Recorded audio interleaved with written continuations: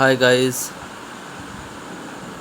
আজকে তোমাদের আমি দেখাতে যাচ্ছি যে কুবোটা গাড়ির টেনশন রড চেঞ্জ করা।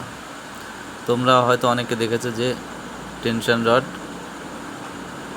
টায়ার খুলে চেঞ্জ করতে হয়, কিন্তু আমাদেরটাই সেরকম সিস্টেম করেছি আমরা যে সাইড থেকেই করতে পারবো, ইয়ানমার গাড়ির মতো।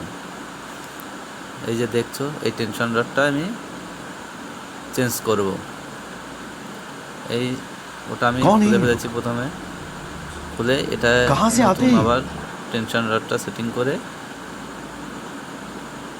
ট্র্যাকটাকে টাইট করব।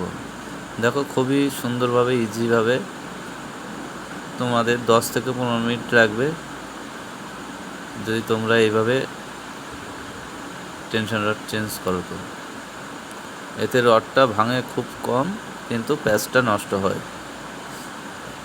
এই আমি এখন টাইট দিয়ে দিচ্ছি, এরপরে দুটো 24-এর নাট লাগিয়ে দেবো। ব্যাস, দুটো চারটে আমার রড লাগানো হয়ে গেছে। এবার আমি এটা টাইট দিচ্ছি।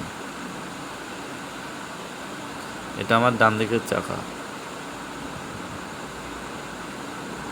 তোমরা চাইলে তোমরাও কিন্তু এই সিস্টেমটা করতে পারো।